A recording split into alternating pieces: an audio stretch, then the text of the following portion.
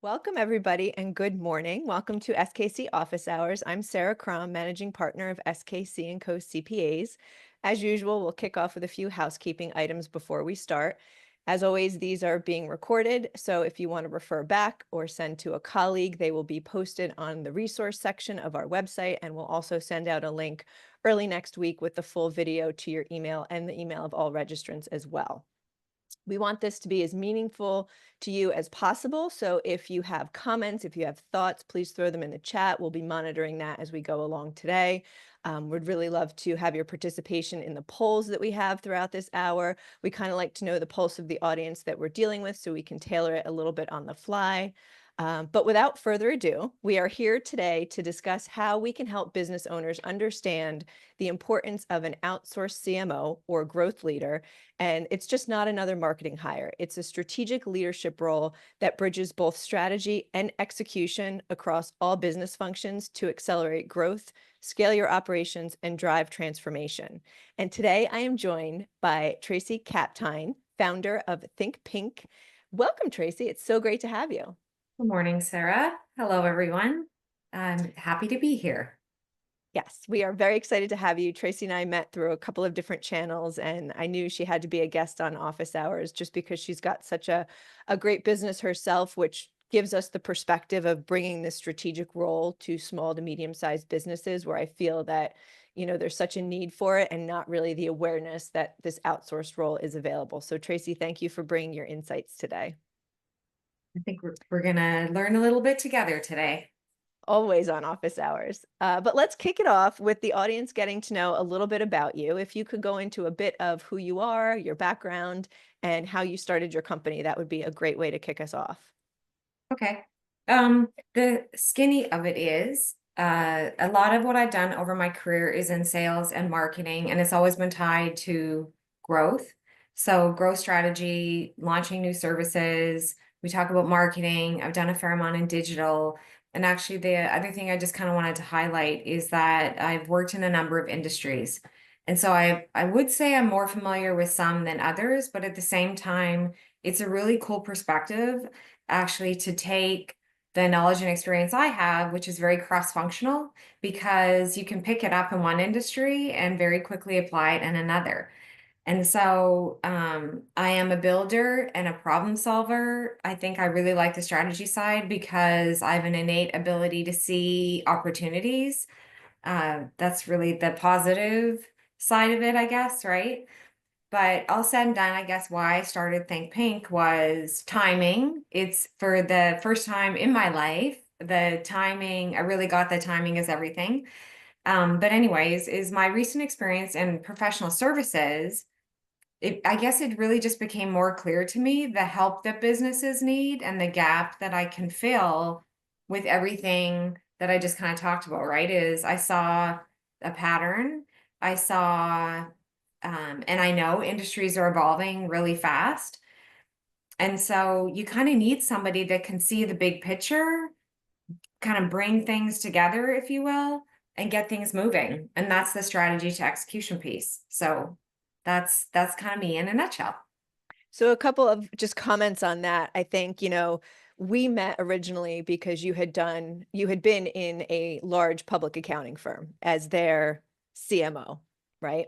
And we got introduced, and of course, being in the same industry, you have such a unique experience coming from a public accounting firm because not only were you serving that role for the CPA firm and the strategies and the things that could be grown and developed and new service lines, et cetera, within that industry and within that firm, but you also got to see the side of their clients and what was it like for their clients to have experience or not with a strategist and a marketing growth development person. So, I know that a lot of your experience, no, I shouldn't even say a lot, but a good part of the last recent experience you had was with a public accounting firm. But like us at SKC, who work with entrepreneur business owners, you have that overall industry-wide across many different industry experience because of being in the role of a CMO at a public accounting firm that was the service provider for a lot of other businesses. So that's really why I think you're unique to be serving in this new role for yourself. Yeah, Like I like the fresh eyes, and that's with everything that I stepped into. When I talk about being a builder and problem solver, but when I look back at my career and the new opportunities each time I step in, as I think there's a lot of value in fresh eyes.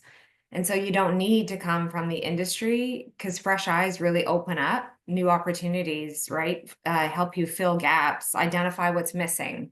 That's actually one of the funnest things about what I tie to opportunity and what I love is finding something that's missing and then solving for that. And it's really about the process, the system, and the strategy behind doing what you do. And you alluded to this earlier that you really can make it apply to any industry. You just have to have a really good workable system. And you've certainly created that. Yeah, and like there's definitely structure that comes into it because otherwise I mean, and I won't say which industry or maybe which business, but it's interesting, right, to step into a business with fresh eyes and see so many things disconnected. And so we're going to talk a little bit about how marketing can bridge that gap or marketing slash growth. Mhm. But I use the word interesting, but interesting in those cases is opportunity. That's kind. When people taste something they don't like, they usually say it's interesting. So Yeah. Oh. I appreciate you using that word. So, marketing and growth leadership are so much more than just social media and having a nice website. They involve how you're positioned in the marketplace, the experience that your clients have, overall business strategy, and the data-driven decisions that you have to make in order to sustain the success and the growth that you want to achieve. So we're going to dive into a little bit of the experiences of what's currently happening in marketing today. But before we do that, I want to just poll the audience to get a sense of who we've got on the call. That first poll question is, do you have a dedicated marketing person on your payroll?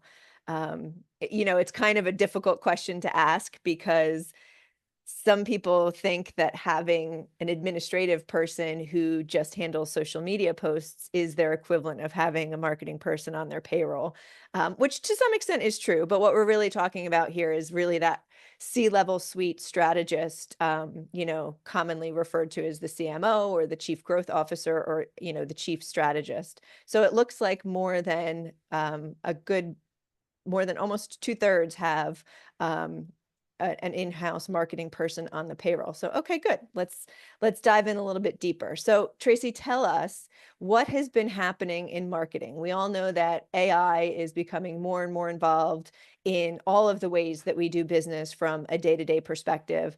How has AI become a game changer for growth in marketing? And so, okay, so before I talk about AI, the one thing I just want to call out is when I talk about growth marketing and modernizing marketing, it's digital. Because you'd be surprised how many organizations today, and there is a place still for traditional, and it's really like ultimately traditional and digital together. But in the end, I kind of want to just, because you mentioned data, right? I wanted to call out digital marketing and then AI, from my perspective, right, is another evolution. And AI is just technology in itself. But from a game changer standpoint, it's that like for me, starting my business last year, is I instantly had a virtual team. It's just really, really, I'll say cool, which probably dates me, but it's amazing technology in terms of what it can do. And so I'll talk about some more specifics, but a lot of it is actually just efficiency, where knowledge, including like when you look at because we talk about all of the knowledge industries, right? And marketing is a lot of that, but it makes things more efficient. And so you still need the human element, but all said and done, right, is AI is just one element and a newer tool that you can use to get kind of more done faster. But on the marketing side, it's really cool as well because of all the creativity that can come from it. If you're just looking for an idea, if you want to create a content calendar, it's like you've got this instant team member that can support you. And like I just attended an AI writer summit a couple of weeks ago. And there too, right? Like writing AI in marketing for me right now starts with a lot of writing and communications.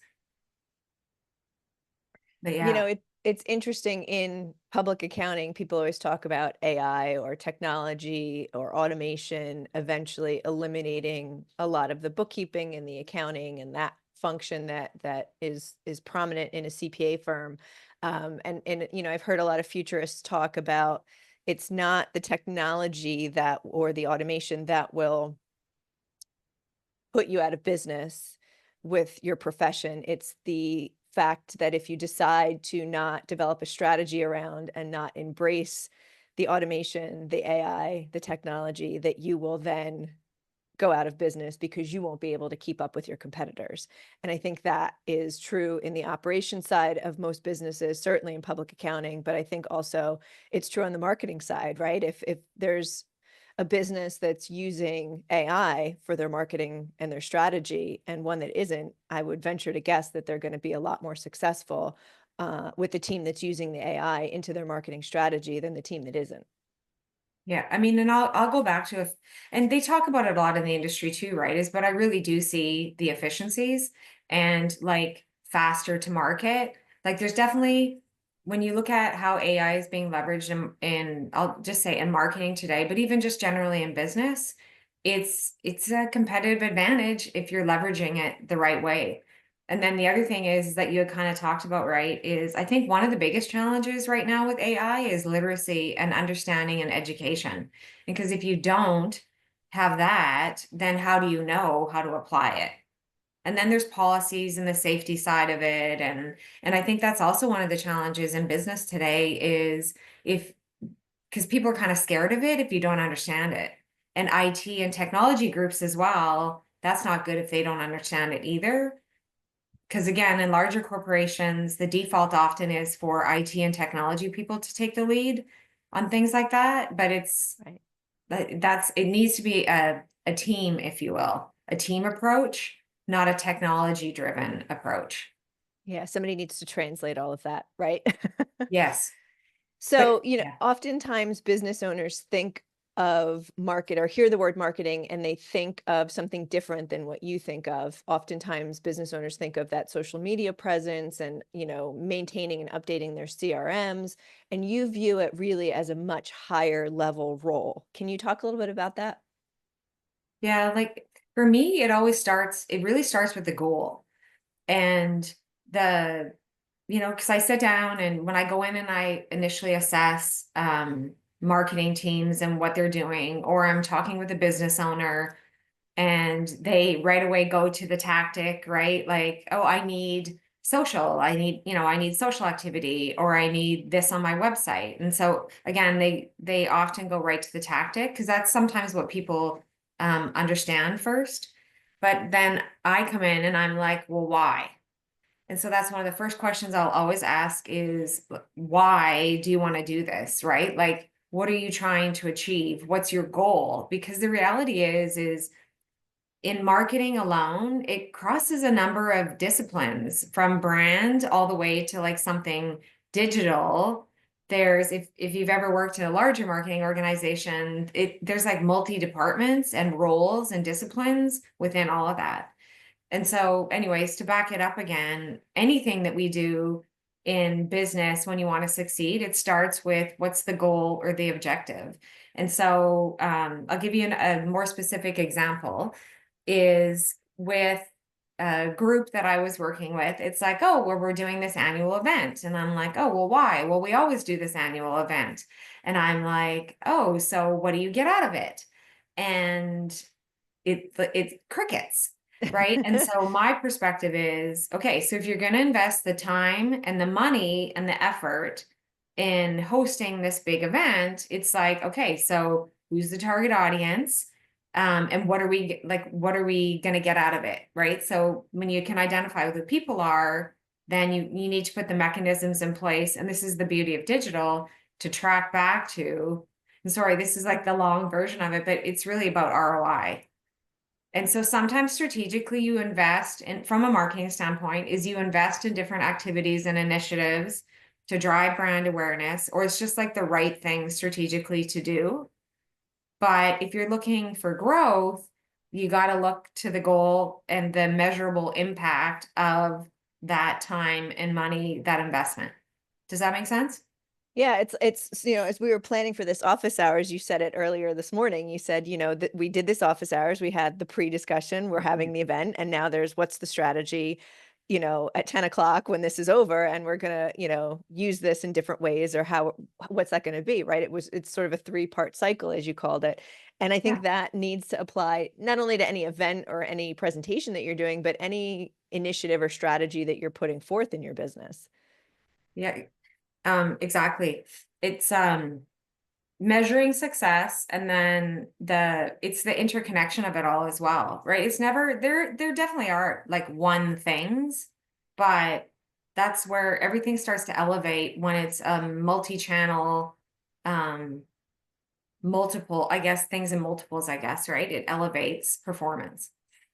And that's the thing too that, it's so important to drive home for small to medium-sized business owners is that there really is that holistic approach that marketing aligns with sales, with operations, with the client experience and your overall business. And, it's not just about making sure you're active on social or that you have whatever pretty pamphlets, if anybody even still has pamphlets anymore, but there's the element of that positioning and that brand strategy that overarches the entire business. There's lead generation and revenue generation, and I don't think, and this is kind of the emphasis of what I want the audience to take away today, is that a successful strategy in this role is really somebody that's sitting at that C-level suite and is, has a seat at the table, if you will, and is involved with firm leadership and part of the whole picture, not just we have this marketing department over here that does stuff, right? Yeah, it can't be in silo. And like as I was listening to you talk is, and I already kind of talked about the interconnection. And so when you again, I talk about seeing, right? But strategy is really all about the broader picture, I guess, right? It's being able to, it's holistic, but the better, I think, CMOs and executive leaders today, you can't live in your silo. I mean, as most executives know, right? Is you can't just be over here in your silo. And so you need to be interconnected to the rest of the organization. And so that's really where strategy comes in, is when you create something, it needs to be interconnected. And I'll say that again, but on the technology side, for example, I always talk in terms of integration. And so I don't know that we might not talk about it, but there's the operation side of marketing too. And again, client data. And so there I always focus on and ask questions around integration. Because again, what value? There's value, but is it to get true value? It can't just be sitting over here by itself. It needs to be integrated or connected with something else. That's Right. truly how you elevate. So I want to throw up our second poll question for today. And just to get a sense from the audience, the question is, have you ever considered outsourcing your marketing strategy? I know we have two-thirds of the folks on the call in the first poll said that they had an on payroll, one dedicated marketing person. So curious to see if there's ever been a discussion within your organization about outsourcing your overall marketing strategy. See how that aligns with our first question. Yes, okay, almost exactly identical to the results of the first one, so very interesting. Tracy, I wanna flip back to one of the pre-submitted questions that we had with the registration because it's on the topic of technology. Okay. And the question is, what are the primary technologies that you use to help fuel growth for your organization? We did talk a little bit about the role AI is playing from an efficiency standpoint, but for you, from the marketing perspective, are there any specific technologies that you're particularly fond of? Okay, so I'm just gonna thank you to whoever I guess submitted the question in advance, because I got a chance to think about it a little bit about it last night. And because this is part of what I do in going into organizations, right? On the marketing operations side is also looking at this, but it's a blend. And so, okay, so there's the obvious tools, and those are the social platforms that you utilize. Um, Not the social channels themselves, but there's technology and software and platforms available that allow you to post to all at once. Okay, so there's social platforms, and the free one actually that I like to use that you can tie to 3 social channels is Buffer is one of them, but there's a number of them. Okay, so then the CRM is really key because you can't track your leads, your marketing contacts, etc., right? Without the CRM. And then tied to the CRM is the marketing automation platform. And that's where the ops comes in. So it's email marketing, it's connected to social, it's tracking on your website. Is that those two together really enhance your level of visibility to engagement, your clients, your prospects, etc. I actually grew up, I'll just say, on Salesforce, but unless you're a large organization with big budgets, that's probably not the best CRM for you. And so there are a number out there. For my own small business, use HubSpot. It's cost effective and it's easy to use. And it's one that I implement for different clients as well. But again, is even there though, I would do the what are you really looking for, right? Because there are options out there. It's technology, it evolves. There's your website, and I won't get into the technical aspects of the CMSs there. But a couple of other ones I just kind of want to call out is so ChatGPT for writing is my go-to. So you can use the free one, but if you pay the $20 a month, even just for like the individual one, it gets much, much better. And so if you are not using it like that today for writing, the other thing I just kind of want to highlight is you can teach it to take on your brand, tone, and voice as well, right? And so I've used it enough over the last year that I can see, as probably many of you can, oh, this looks familiar, right? And so you can copy paste, but that's where the human element comes in, is to kind of change it. But at the same time is you can teach it to say, write this like it sounds like me. And it's pretty amazing. It's pretty cool. The other couple of that I'd like to call out is like with some of my clients that are big on Microsoft, they use Copilot. But there was a time from a writing standpoint where I would write something in ChatGPT and Claude and Google Gemini and Copilot. And just over time, my personal favorite is ChatGPT. But again, it depends on your preference and really what you need. There's a couple other that I'll call out too, is especially now because they've opened up more free access, is Notebook LLM is a great tool for curating content. And so I'll give you a specific example is I can upload the transcripts from multiple podcasts, prompt it with my questions, and get a really nice curated piece with key messages. And that's just one, but you could do that multiple times, right? From previous, like it's really valuable for repurposing content. Um, the other one actually that I've started to play around a little bit, I haven't subscribed to the $200 a month yet, but I'm thinking about it, is ChatGPT's deep research. Really, really great tool. On the research side is one thing, but again, to support different marketing, key messages, communications. And Google actually has it's funny, their names are all the same, deep research as well. And so anyways, that you can play around with them because they're opening up access and it doesn't necessarily need to be a paid subscription. And then the only other one actually I just kind of wanted to call out is on the website metrics side, is I often will add Microsoft Clarity tracking code underneath. And so I don't know if any of you have heard of Hotjar heat mapping, right? Like you can see when people come into your website, like where they spend their time, where they leave, etc. But Microsoft Clarity, you can also use that tool and it's free. And it's kind of the same. And it's actually, depending on what you're looking for, you have to have the time to look at the data. But data tells a story, right? But you got to look at the data. Yeah, absolutely. Absolutely. Great. Those were some great recommendations. I appreciate that. But I do want to flip back to the strategic level marketing person. And I'd love for you to kind of educate the audience a little bit because I know I needed this education when we first started talking. And that's the difference between a CMO, right? The chief marketing officer versus a CGO, that chief growth officer. Can you describe that difference in role for the audience, please? Yeah, so I was actually giving this some more thought last night, and I'm like, hmm, maybe it's not about one or the other. And so, just to tell you a little bit more about me, when I entered the professional services and a public accounting firm a couple years ago, right, was the first time that I took on the role, like technically the title, Chief Growth Officer.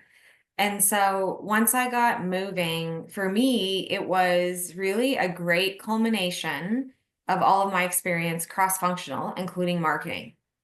And so that for me is maybe the biggest difference.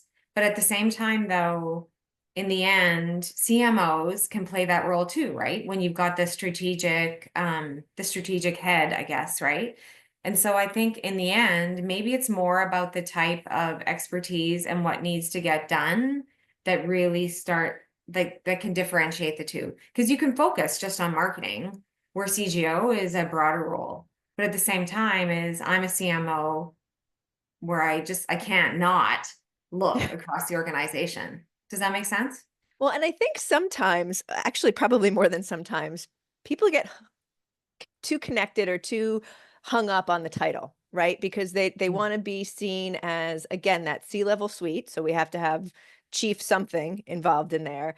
And I Oh yeah. just feel like in the last couple of years, maybe the last 5 to 6 years, that growth position, or chief client engagement person, or that just seems like those are the snappier titles that people can have. And I think what's more important to drive home here is it doesn't really matter what your title is. It matters that you're doing that high level across all mediums integration into the strategy at the top level all the way down through the organization.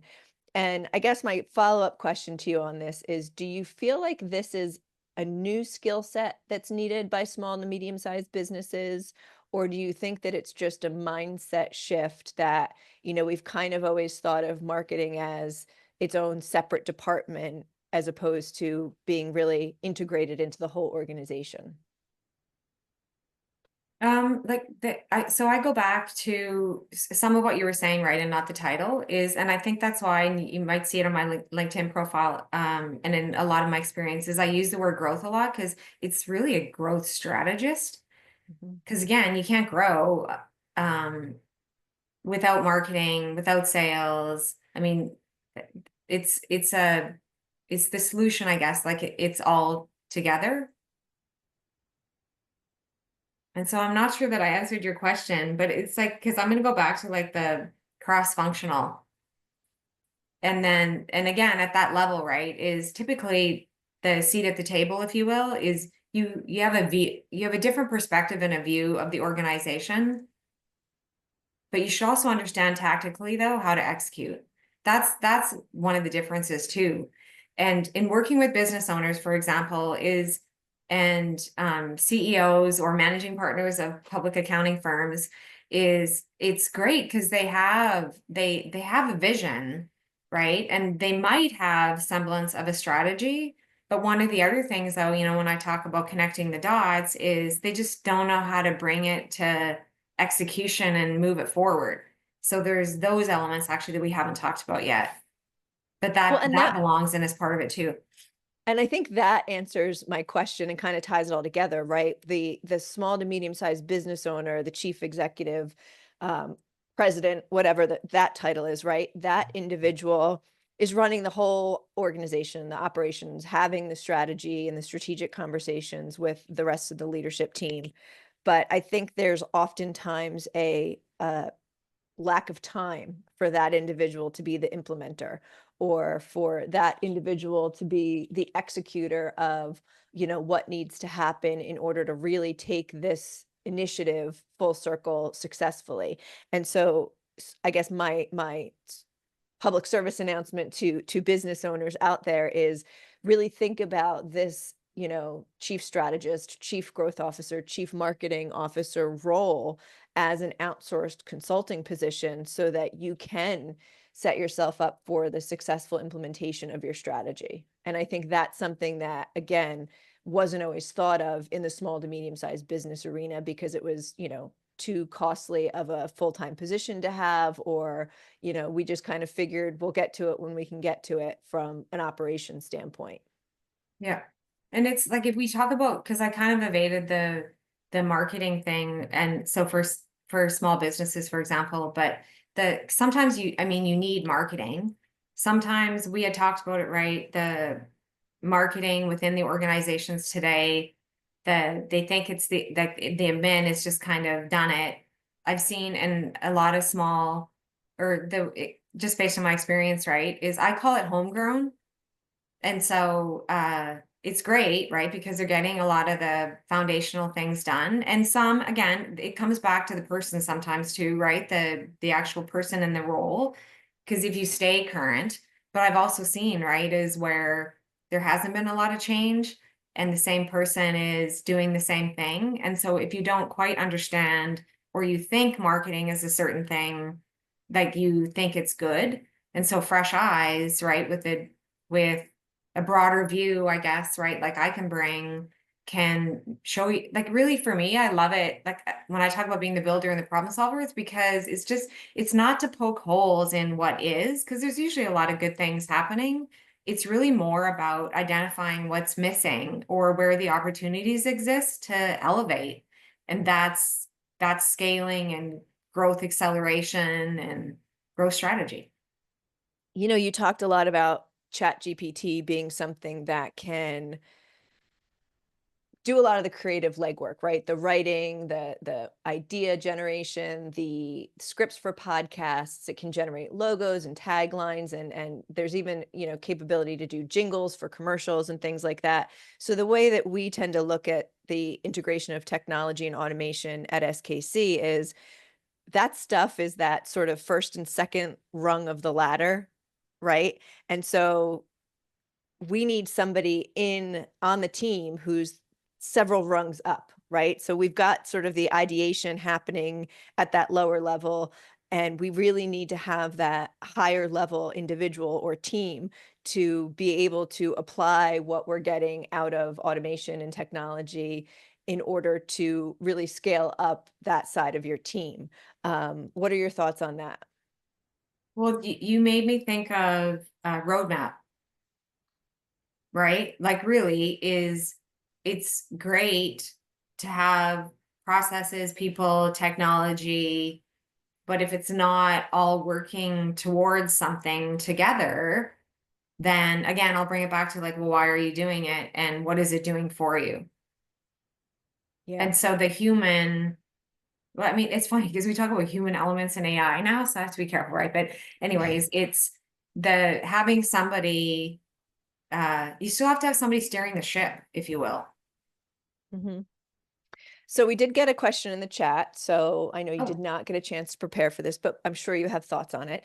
And it's really about, from a budgeting standpoint, dollars and cents. Do you have a recommendation or a thought process around what percentage of somebody's revenue should be allocated from a budgetary standpoint to marketing? I know we get this a lot in sort of our peer groups in public accounting, and we kind of compare notes. I mean, I can tell you what it roughly is in public accounting, but I'm curious if you have thoughts on other industries or just overall. I don't have the B2C number um off the top of my head, but on the B2B side, I know industry standards are anywhere from 2 to 5% is best practice, right? But Yeah. at the same time, though, is the when you can spend 2%, right? It's then it becomes a question of what do you have?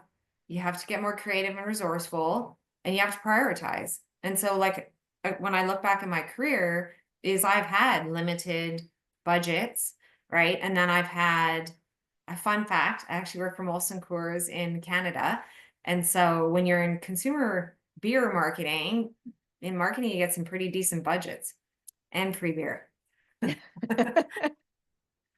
And I will say that aligns the that percentage number for public accounting firms tends to hover around 3% of your total revenue towards the marketing budget. So, okay, good to know. Yeah. I want to talk a little bit about why businesses tend to struggle with marketing and growth. And what would you say are the three most common mistakes that business owners make in this area? So I don't know that I call it mistakes again, because sometimes it's you only know what you know, right? And so one is I'll go back to the silos, but in this case, right, it's kind of random acts of marketing, right? It's throwing darts essentially. And so that for me is the beauty of where digital comes in, is the tracking, right? And so everything digitally can be tracked. And so that's a miss if you're just throwing darts. Because then you don't even know if you have brand awareness. The other thing I'll just call out that's maybe a red flag or an opportunity to improve is when their marketing is asking you what you want to do, right? Because a true strategic marketing leader really should tell you, as the CEO or business owner, right, of your organization, give you the ideas and the path, if you will. They shouldn't have to ask for your ideas, because then then it's just tactical and execution. Um, so I already talked about, and I guess the other thing is the alignment, and it speaks again to the tactical. If it's disconnected from your overall business goals and objectives, then yeah, that's not good. And you talked about that when we were doing the pre-work for this call. You said marketing without a strategy is just noise, and you're spending money and resources and not seeing results. And that's where that coming full circle and tying it all together really comes in. Yeah, So because well, go ahead. I'd like to say that's the throwing darts. Yeah. Yeah. So let's dive a little bit deeper into that outsourced model, right? And why business owners need it. How do you work with clients? Are you typically hired on long-term engagements on a consulting basis? Is it just, here's a project that we need to have executed and we need these deliverables? What does it typically look like for you? Right now, it is very much all of the above. Okay. And so, because it really depends on what the need is, and it's not a one size fits all. And yes, I just decided to hang my own shingle last year. So maybe I'm a little more flexible now. But having said that, though, is because I have to adopt my own methodology and do for myself, is I am working on my own new service models, I guess, right? Because the a lot of what I do, really, I can pick up and put down, right? And so I think, and then with some of the tools that we talked about, it's just going to get more efficient.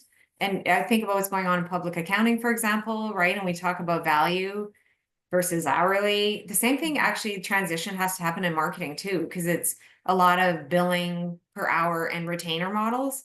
And so, anyways, the short of it is, I'm opened that really in the end, I like to ask the questions and figure out what my clients need. And I try to be flexible, because it's not a one size fits all. Right, right.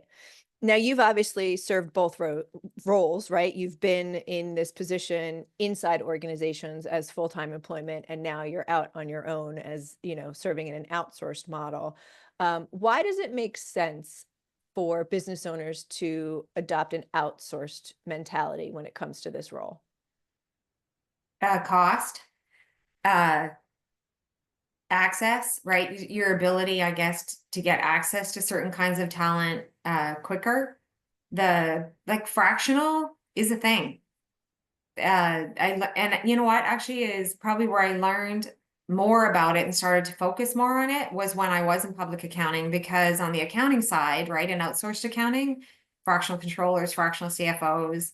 And so if you look out across the business market today, the fractional CMO roles uh, is growing, just like freelancers, right? And access to contract talent. Like there's a shift going on in business and how work is getting done. And the reality is you don't have to hire somebody full time anymore to get access to great talent. And then again, sometimes that's better because you don't have to, especially for small business owners, then you don't need the big sticker shock for an executive right up front. Right, right. What are some of the, I guess, flags or indicators that an organization is really in need of having an outsourced chief marketing officer?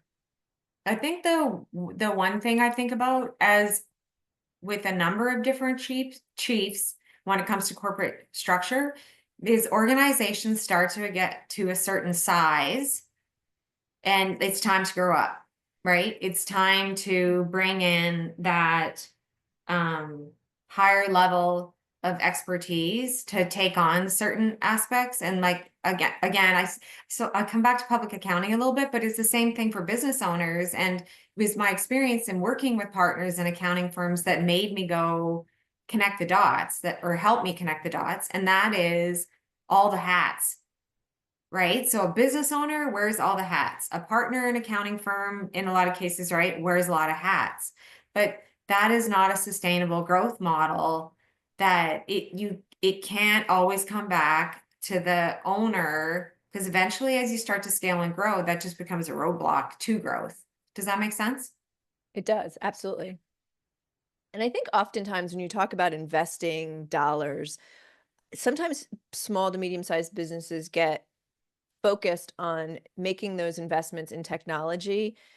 And I'm sure every single person on this call has either purchased, adopted, or been expected to use software that they've not been fully trained on, isn't set up to its full capabilities. And so we really need to have somebody from that strategic role to be invested in from an outsourced perspective and really help you utilize those technologies and utilize your marketing department if you have internal folks already to be able to really get the most out of it, right? If you're investing dollars over here in let's just say your CRM, right?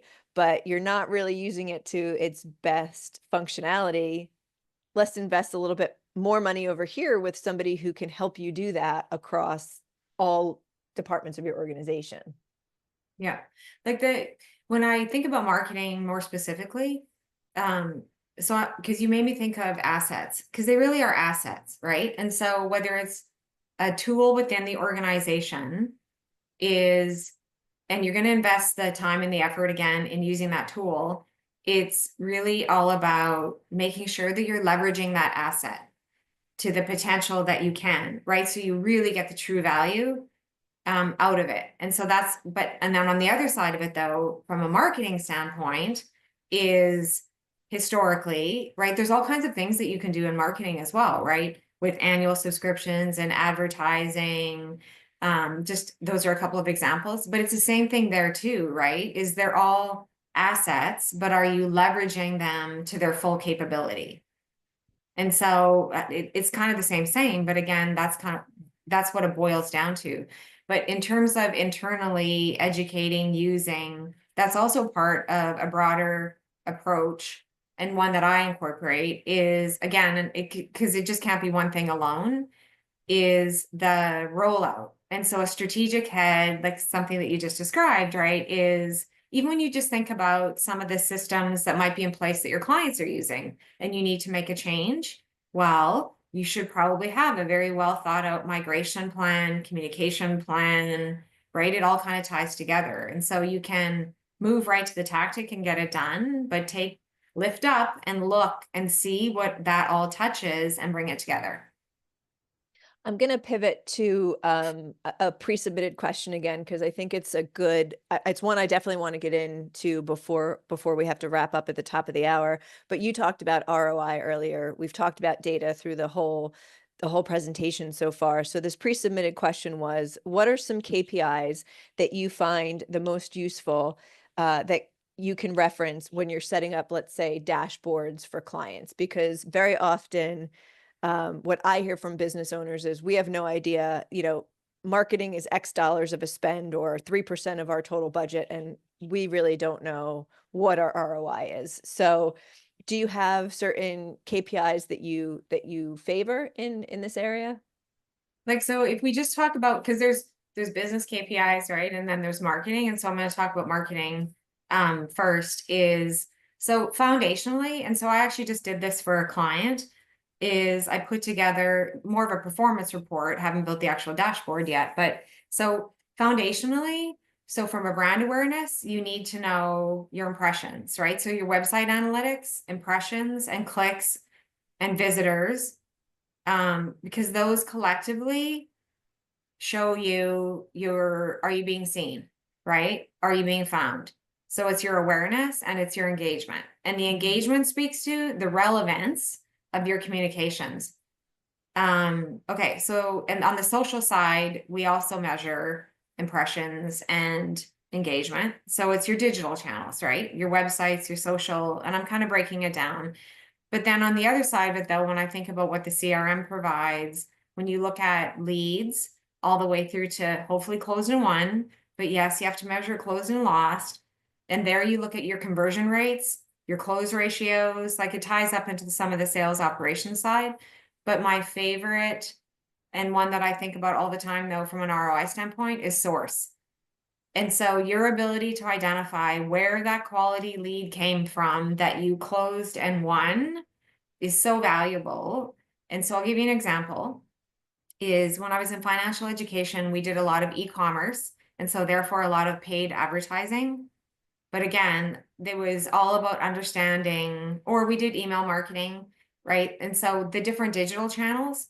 And so if you can understand where the sale came from a source standpoint, then why wouldn't you double down on that particular source and that channel?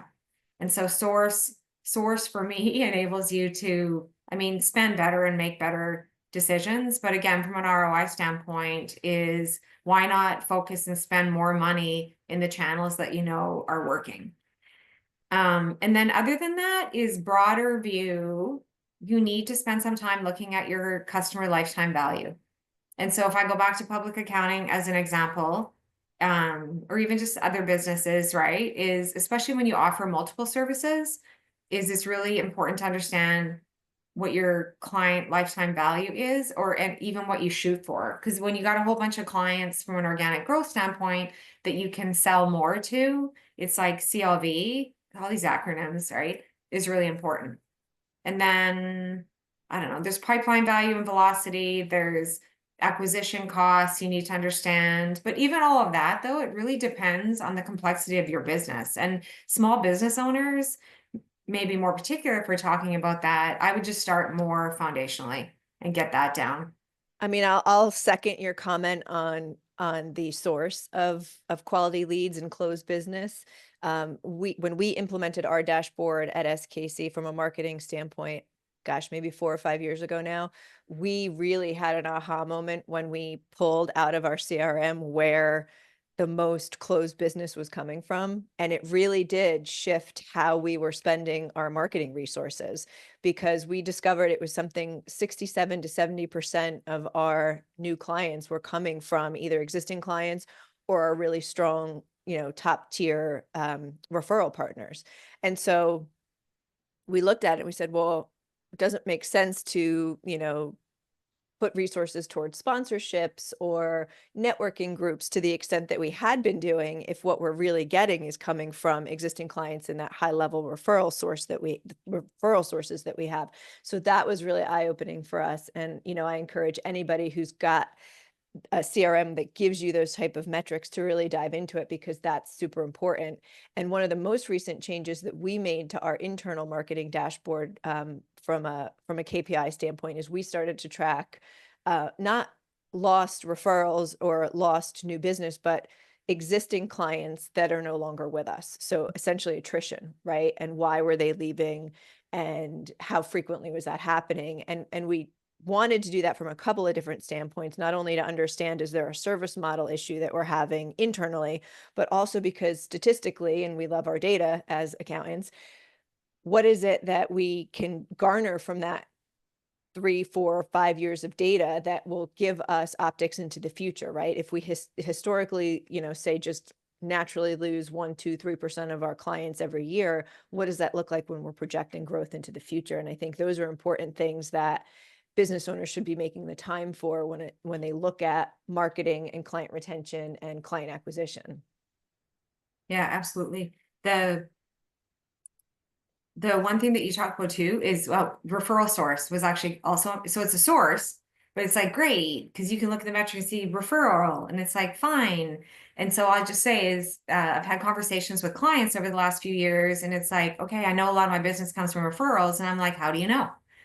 And so you kind of know, right? It's less tangible, but at the same time, then it's like, okay, so that's great, but then, okay, then who is referring you? Right. Right. And so you have to understand that, because to what you did, okay, so SKC gets it. I'll take the plug. I'll take it. Yeah. So, we had talked as we were planning for this call of going beyond into a new model beyond the traditional consulting of what people think of. And so what does that look like for you in your business and how you provide these services to business owners? Like, I'm just gonna bring it back to the silos, but it's scalable growth frameworks really are more about alignment across different business functions, or across all the business functions. And to me, that's just kind of self-explanatory in itself. Although maybe it's not so much, I guess, for all. But again, it's like, actually, I'll give you an example in digital advertising, because over the years, right, we've always talked about how when you're doing your organic search and you're doing paid advertising together, that when you're doing the two interconnect, like when you're doing the two together, I guess it starts to elevate your performance and your results. And so the same thing applies just when you're looking at business and cross-functionally, is if one department is doing something on its own and another department is doing something over here, it's really the math doesn't play, right? And so when we talk about the, I mean, I can just speak to the consulting model that my approach, and that altogether though is the strategy through to execution. Because you can have great ideas, you can have great vision, but if you don't know how to if you don't know how to take action, or you don't know how to take that first step, Or then you don't have the time. and the time too, right, is you're not going to move forward. And so you really need somebody to come in and kind of help you take the great of what's there. Actually, another client I was talking to the other day is doing a smatter of great things, but nobody is coordinating it. And so Yeah. strategy, the right strategic leader can do that for you too. Yeah. So a flurry of activity doesn't necessarily yield results. And I think having that higher level strategist on your team is really what's going to kind of rein it all in and give you the results that you're looking for. I agree. So we did have one more question come in through the chat. So, what's your view on utilizing offshore fractional personnel like Fiverr to assist with resourcing? Now, I don't know what Fiverr is, so I'm hoping that you do, so that Oh, you. I do. Okay, Yeah. great. Then And so I'll. Fiverr is just one potential channel. And so I do, so in marketing more specifically, well, actually and in software development too, because I've spent a fair amount of time in software. Today we say global workforce, where years ago we said offshore. But anyways, is I think it really depends on what the task is. And so, years ago, I worked with somebody in India that was doing ghostwriting for us, right? So developing content, very cost effective. That and it was a great means to get something done, and efficiently as well. I have also used on the marketing side, graphic design resources, again, some sales support, but like all said and done is I bring it back to, because it's a great question, because right now with one of my clients is they have asked me to incorporate global workforce into the marketing team that we're building. And so I had to take pause and really think about it. And so you probably can find like more holistic marketing manager roles, but where I'm seeing a better fit right now is more on the, like when you went, if we go back to Sarah, how you said, how do you work? I think more project based, very specific tasks. Because even on the writing side, from what I said, now I'm like, do you have to go offshore when I got my ChatGPT buddy sitting right here? So I hope that answered your question, but you can, yes. Great. Excellent.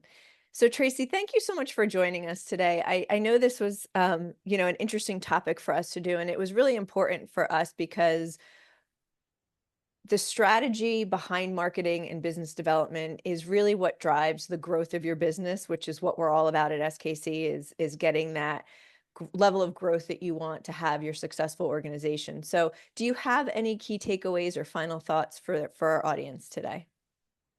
I have three. Great. Okay, so two of them were just I was thinking about it, so I've already changed what I wanted to talk about, but the power of client data. And so, Sarah, you just talked about a great case study, right? And it's really important to leverage the data. You have to have it organized because that's also an issue that I see. But anyways, is just know and acknowledge the power of what your client data can do for you. On the CRM side for smaller businesses, if you're not like you're not sure, a CRM, it can seem kind of daunting. Is I've worked with a lot of different businesses where the CRM is in Excel initially, right? And then we move it, and you get the right person, right, to help you make the transition to a technology platform like actually HubSpot has a free CRM. And then the third thing I just wanted to leave with you is strategy itself can be a little daunting, right? And I can only speak for myself because there's a lot of other great consultants and strategists out there.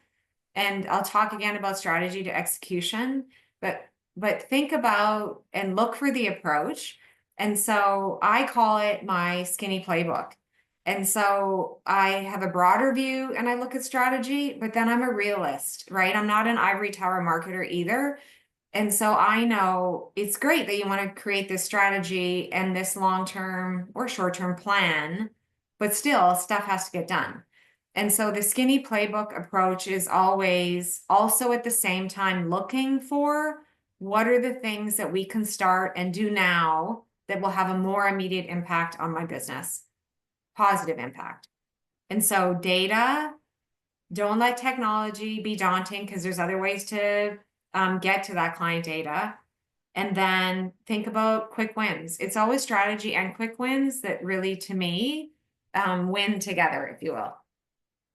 Excellent. Very nice. Well, thank you again so much, Tracy. If you're interested in learning more about how this could work for your business, Brittany has put all of Tracy's contact information into the chat. You can connect with her on LinkedIn or reach out to her directly via email. And again, I thank you so much, Tracy, for joining us today. Thank you to our audience for joining us.